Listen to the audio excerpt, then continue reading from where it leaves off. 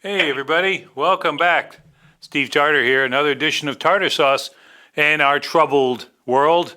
With me on the line today, a great friend and known to many of you, Norm Kelly, true crime writer, a historian, a raconteur, and just man about town. Norm, how are you?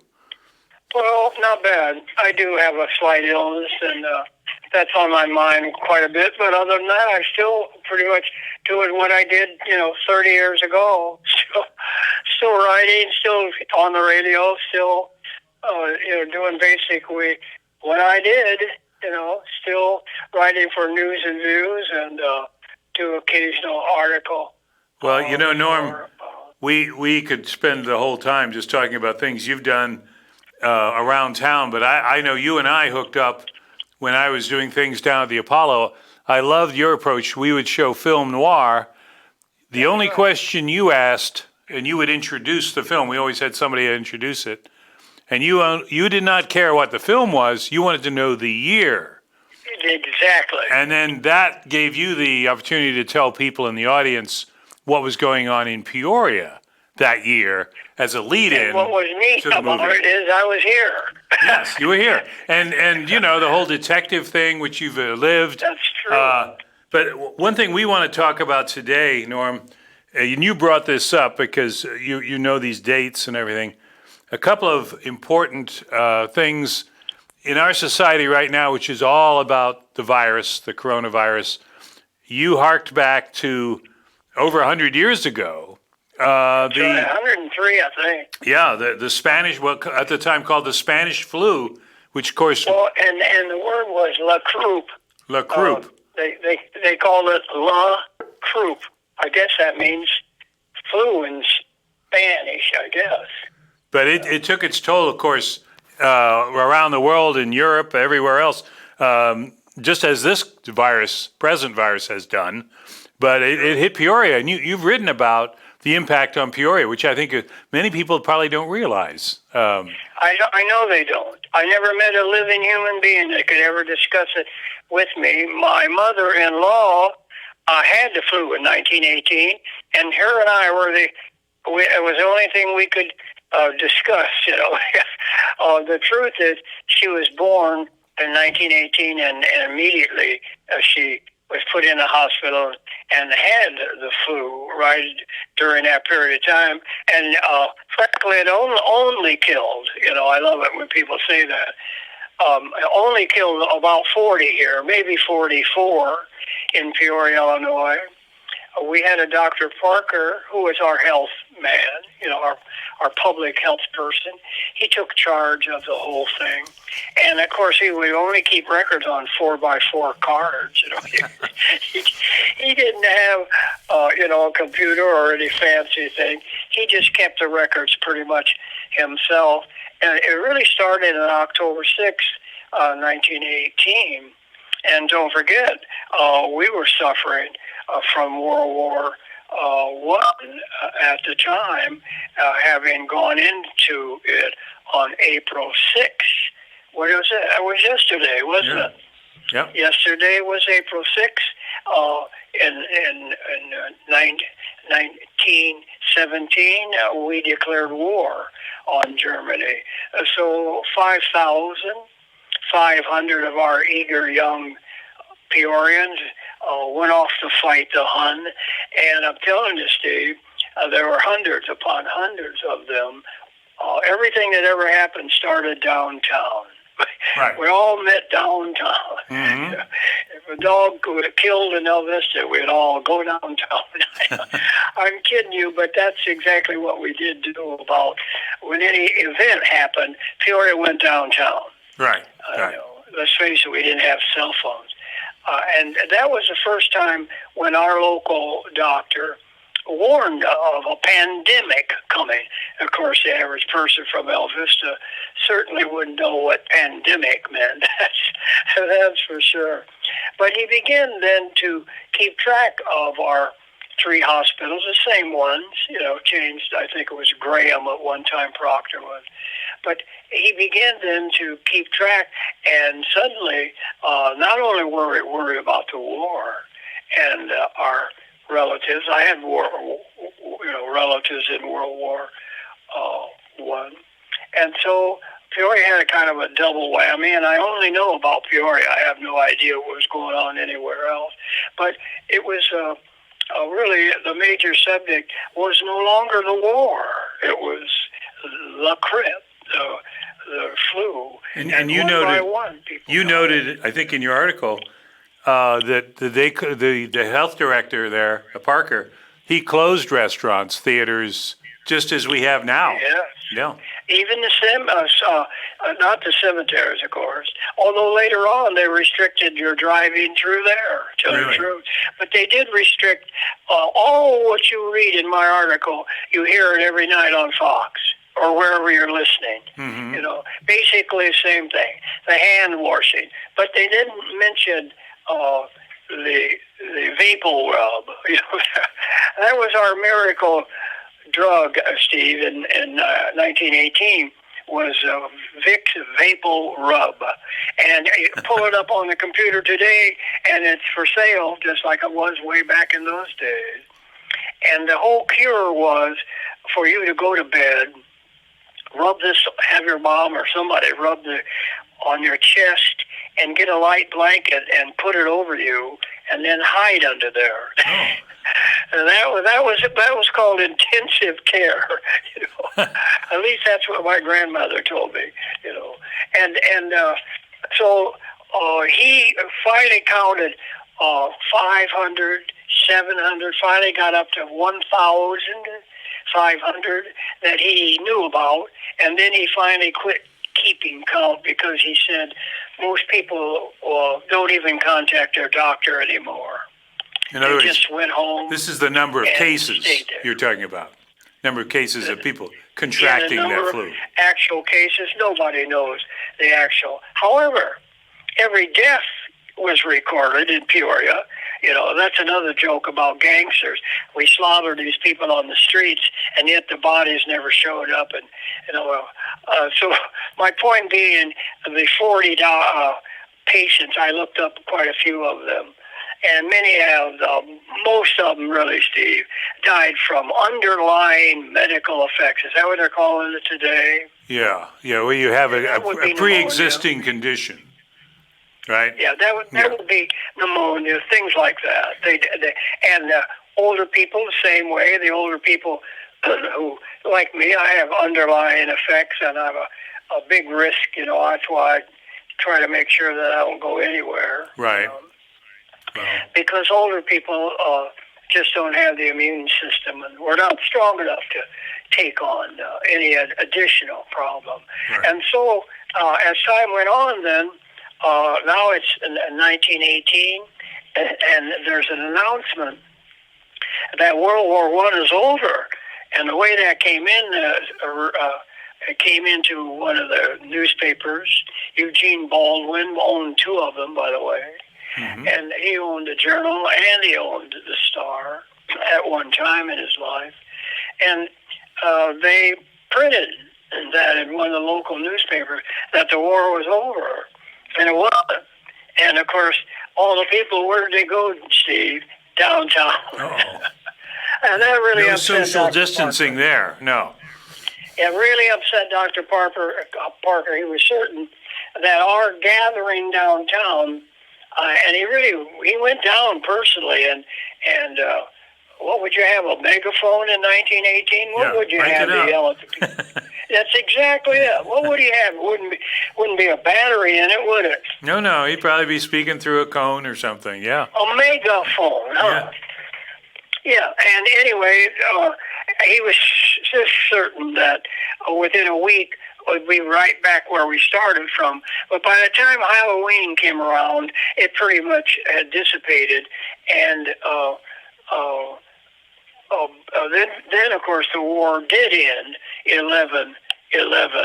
1918. And, of course, where do we all go? That I've described, that huge, massive parade downtown, and thousands upon thousands of people who all gathered downtown, and the war was over. The war, what do they call it? The war that end all wars, and it was over. And the flu was over. There's only one sad thing coming down the pike. Our distilleries and breweries had been shut down. I was going to say, that's another subject. 1917. Another subject you've written about extensively, and that prohibition, because I think you made that point that people maybe don't realize. It wasn't a slam dunk, one day everything shut down. Some of the states were already closing off alcohol production. You got good memory about in Maine in 1851, they shut down. Mm-hmm. By the time 1920 rolled around, there were already 23 states who had already shut down the taverns and the distilleries and the breweries. Can you imagine? Yep. And in 1917, in April of 1917, the warning was out that by September, all of our distilleries would be shut down. So, heck, that's 2 years before Prohibition. Yeah. So Peoria got hit pretty hard, pretty fast, and then came January 16th, in 1920. Then, of course, the tavern shut down, and that was really a blow right smack in the stomach for Peoria. To lose our taverns was really a tremendous loss to, well, my relatives, let's say. Since I know about my relatives, most of the whole Irish people came here and worked on railroads, and they lifted their nose up and smelled that alcohol. They all stayed. That had to be. That's let me ask exactly you. The truth. That had to be a financial hit beyond the fact that a tavern, and we had, how many taverns did we have in? Well, by 1940 rolled around, we had 242. So I knew you'd know approximately how many. 242 taverns in a city of, what, 100,000? Absolutely. And let's just say when the Second World War broke out, but when the First World broke out, we would have upwards close to 200. But don't forget, we had a vast county, too. We had 100 taverns out in the county. Right. And that's a big, Peoria County is really massive. So when that shut down, of course, we were the alcohol capital of the world. And according to Green Hut, we had over 30 million gallons of alcohol stored in our warehouses in Peoria, Illinois. And so I think he was saying to the people, don't worry, we got plenty of booze. Well, and go ahead. Well, I was going to say, what became of all that? Because, I mean, it wasn't destroyed, I would assume, or maybe some of it. No, it was stolen. A lot of it was stolen, Steve. Uh-huh. And, the warehouses that were opening up and turning into dance halls and cabarets, that was stacked to the roof of all these millions upon millions. Now, don't forget, all these extremely wealthy people that owned the distilleries and worked in them, and Moss Avenue and all the great houses on Perry and Monroe, they were owned by these wealthy brewers and distillers, men that came here from Boston and New York, came to Peoria, and of course, that's by then we had 9 full-fledged distilleries. One of them, of course, was always the largest in the world. And don't forget, people dug tunnels underneath these things that came in from the roofs. My favorite one was they took 36 barrels of alcohol, drained them dry, filled them up with water, rolled them back where they were, and then went off with the booze. I thought that was my favorite. And don't forget, all during Prohibition, we had enough alcohol to float a battleship, as they say. Uh-huh. And we had a pipeline between Canada and the rest of the United States. Canada was a dry country at the time, and they began to manufacture alcohol, and of course, all of the trucks and the trains and the boats and all that, moved that alcohol all across the world. At one time we had a 3-mile limit, so they would park their motherships 3 miles out of New York and, California and all those areas. And then all these small boats would go out the mothership, fill up the boat, bring it in, put it in the trucks, head it for every dry county in the United States. And in Peoria, we had some unique thing called soft drink parlors. And those soft drink parlors eventually were 166 shut down taverns that were now soft drink parlors, which were fronts for a wonderful system of selling alcohol. You can find that under soft drink parlors, I think, online somewhere. Did they have... One day ought to talk about soft drink Norm, did they have soft drink parlors elsewhere? Huh? Did they have soft drink parlors elsewhere? Was this just a Peoria?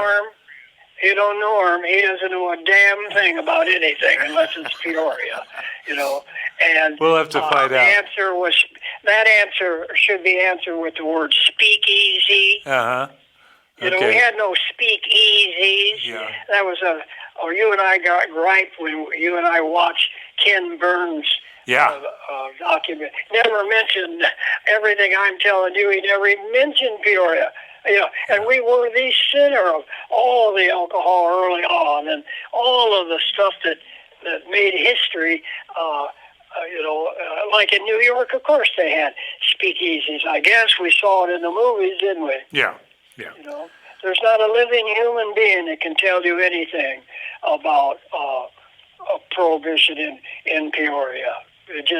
I wrote about it and lectured on it for years, never found one soul. You know what they knew? They knew positively that their dad and uncles all went to these speakeasies. Right. There we go. Let me tell you, Steve, they did not go to speakeasies. There wasn't such an animal. There was a nice soft drink parlor. It used to be your dad's favorite tavern. And by 9 o'clock, the atmosphere changed. By then, jazz has moved into Peoria. The vaudevillians were here. We had a wonderful nightlife that started around 10 o'clock. And you could get a Coke and a root beer and a Pepsi even. And, of course, you sit there with your wife and your 2 daughters, and they're drinking root beer. And the bill comes. It was a nickel for their drinks. Yours was $1.35. Wonder why? I wonder if the wife ever. We never caught on to that. The wife had very little to do with. Yeah. I tell you, when you think of the role of wives and women played in Peoria, no wonder we had women's. Trying to get the vote. They tried it for 54 years. Right. Hey, Norm. And I told you about Wayne, the Bidwell Wheeler. I told you about that. Oh, yeah. And if you know anything about Bidwell, you know that nobody got the vote for anybody except Wayne B. Wheeler decided that he made a deal with, what's the lady on the silver dollar, Steve? Yeah. And all her clan, they worked at nickels and dimes and marched and flags and all the silly parades and all the talking. Zero. They weren't going anywhere until finally Wheeler's people contacted her people and said, join us and we'll see what we can do about getting you ladies to vote. That's hey, Norm, we got 1 minute left here. I gotta get a plug in for you for the statue at Springdale. You and Bruce Brown and others have played such a great role. We ought to mention that. You bet. Steve, we could go out there and with your camera and just sit there and talk about it one of these days. Oh, that sounds good. And obviously Springdale Cemetery is a tremendous asset for Peoria with all the history that's there. But this was, for people who don't know, this was a statue that was down by the courthouse, disassembled when the new courthouse was built in the 60s. and then was kind of what does it left left sort of in ruins, right? And then has been put back together and restored. Absolutely, they were going to do that. Yeah. And so, well, we know who did the order. I know every person involved in that. And I led the crowd to find it, but I took them out to Detweller Marina, out at Detweller Park, because that's where my clues led me. But the truth is, Detweller's family gave us two pieces of property. One's down by the river, and it was a swing set and so forth. Well, finally, when I ran across the real clue and got the engineers, Army engineers, they told us right where it was. So that's how we found the parts inside the monument are the original, and then of course we bought and paid to have the others made. And a brand new eagle was on top. And thanks to people like Bruce, no, let's just say Bruce, like Bruce Brown, we raised about $80,000, and we'll put flowers and things around it this spring. Right now, I think they'll be doing it right now. So it's a wonderful monument, and inside is a capsule with my name in it. So 100 years from now, Steve, I want you to print my name in there. Okay. Well, Norm, we're out of time, man. We'll have to have you back because there's so much history. There's so much you can impart on so many different things. But you stay inside. I'll stay inside, and let's wish everybody good health as we get through this. And thanks for your time today, Norm. Hey, Steve, anything you see online, we can do a story on it. But I think just sitting in front of the monument, you take pictures, and we talk about the monument and some inner stuff that nobody knows about, I'll tell you. Very good. Norm Kelly, everybody. Hey, thanks, see you. Tarter Source, we'll see you Ken. next time. Take care. Bye-bye. Bye-bye. PeoriaLife.com